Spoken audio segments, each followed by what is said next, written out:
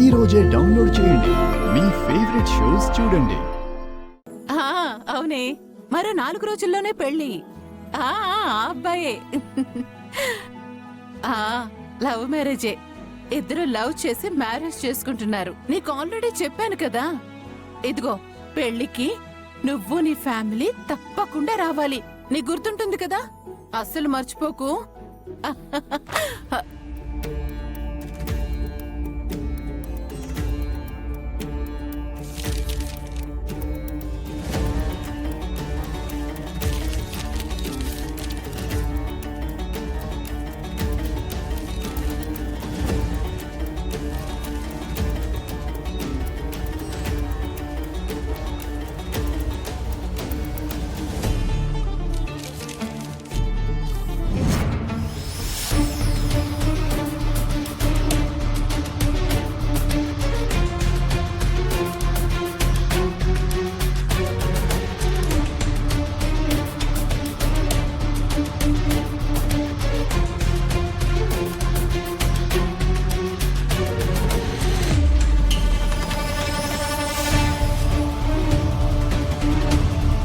అది నాది. అవునా, తీసుకో.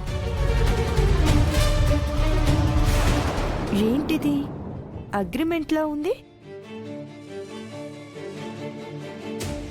ఆహా, అదేం లేదు.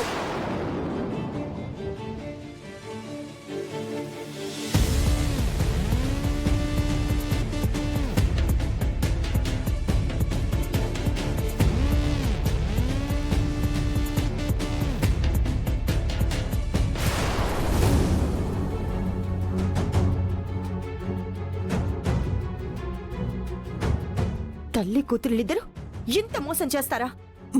మోసం ఏంటి? మరి ఈ అగ్రిమెంట్ ఏంటి? చరణ్ ఆల్బంలో పాట పాడింది పల్లవి అయితే అక్షిత పాడినట్టుగా చరణ్ ని నమ్మిస్తారా? ఆ ఆల్బంలో పాట పాడిన వ్యక్తిని, ఆ వాయిస్ ని నేను ప్రేమించాను అని చరణ్ చాలాసార్లు చెప్పాడు.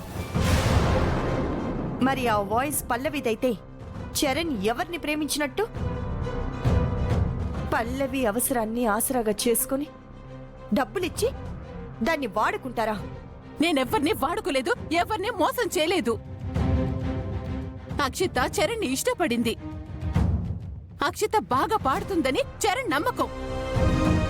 తను పాడదని తెలిస్తే అందుకని చెప్పి ఇలా మోసం చేస్తారా? దీనివల్ల అక్షితకి మంచి జరుగుతుందని అనుకుంటున్నావా? మంచే జరుగుతుంది. తను కోరుకున్న వాడితో తనకి జీవితం దక్కుతుంది. కాదు, ఈ పాట ఇప్పుడు పల్లవి పాడింది అని చెప్తే ఆ పల్లవికి కిరీటం ఏమైనా పెడతారా? నేను పల్లవి గురించి మాట్లాడడం లేదు, అక్షిత గురించే మాట్లాడుతున్నాను. మీరు చేసిన మోసం గురించి ఇవాళ కాకపోయినా రేపైనా చరణ్ కి తెలిస్తే అప్పుడు అక్షిత భవిష్యత్ ఏమవుతుంది?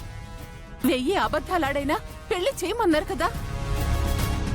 పెళ్లిలో ఇద్దరికి 2 కుటుంబాలకి మంచి జరగడం కోసం అబద్ధాలు ఆడమన్నారే కానీ ఇలా మోసం చేసి పెళ్లి చేయడం కోసం అబద్ధాలు ఆడమని చెప్పలేదు.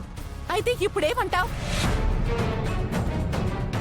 చరణ్ కి ఈ నిజం తెలియాలి అంటున్నాను. నిజం చెప్పి చరణ్ ని కన్విన్స్ చేసి తర్వాత అక్షితనిచ్చి పెళ్లి చెయ్యాలి అంటాను. అసలు నిజం చెప్తే ఈ పెళ్లి జరగదు కదా. మోసంతో కూడా ఈ పెళ్లి జరగదు. ప్లీజ్ గుండమ్మా, చరణ్ కి నిజం తెలియకూడదు. దీన్ని ఇంతటితో వదిలేయ్. చూడు వైష్ణవి, నువ్వు ఈ పెళ్లి జరిగిపోతే చాలు అనుకుంటున్నావు.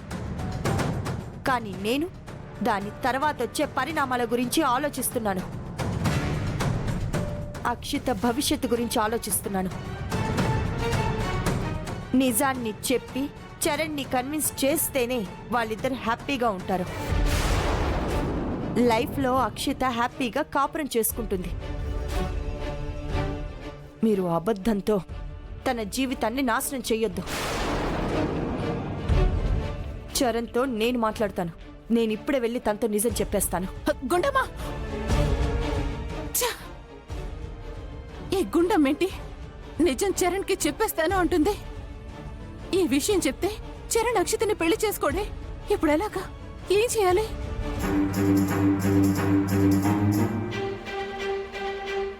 అక్షిత, నాకు ఆకలేస్తోంది. నాకు కూడా అలాగే ఉంది. ఏదైనా రెస్టారెంట్ ఉందేమో చూడు. సరే, అదిగో అక్కడ.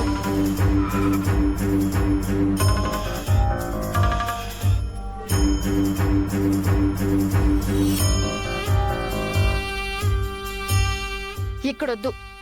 ఏ? ఇక్కడ ఫుడ్ బానే ఉంటుందిగా. లాస్ట్ టైం కూడా తిన్నాం కదా. కానీ ఇప్పుడు ఆ పల్లవి అక్కడే ఉంది కదా. అది మెక్కడానికి వెళ్తుందనుకుంటా. అయితే మనకేంటి? దాని రేంజ్ ఏంటి, మన రేంజ్ ఏంటి? తను తినే చోట మనం తినడం ఏంటి? దగ్గరలో వేరే రెస్టారెంట్లు ఏమీ లేవు.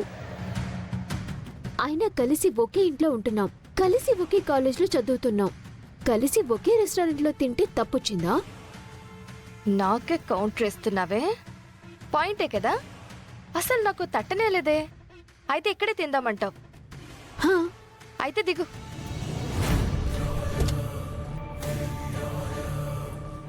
నువ్వు దిగు. నీది ఆ పల్లవిది ఒకటే రేంజ్, కానీ నా రేంజ్ వేరు. ఇక్కడే తింటానన్నావుగా, దాంతో కలిసి నువ్వు తిను. నేనొస్తా. డోర్ వెయ్.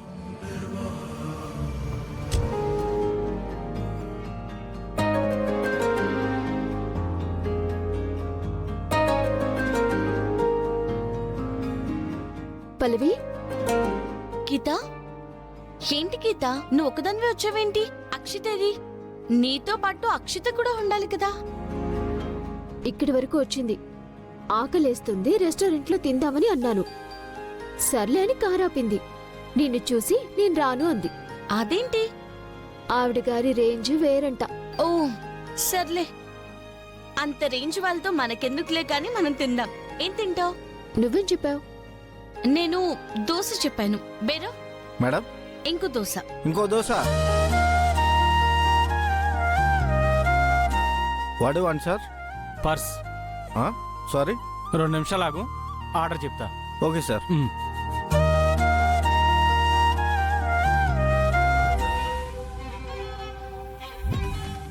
ఏంటి అలా చూస్తున్నావు?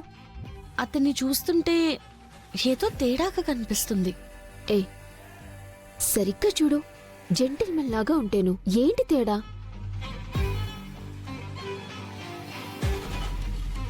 అయ్యో, నా పర్సు ఎక్కడ పోయింది? నా పర్సు పోయింది. వాట్? పర్స్ పోయిందా? అయ్యయ్యో, అంత అజాగ్రత్తగా ఉంటే ఎలా అండి? ఈ రోజుల్లో మంచోళ్ళ కంటే దొంగలే ఎక్కువ అన్నారు. జాగ్రత్తగా ఉండాలి కదా. ఏయ్, ఎవరయ్యా? ఈయన పర్సు ఎవరు తీశారు?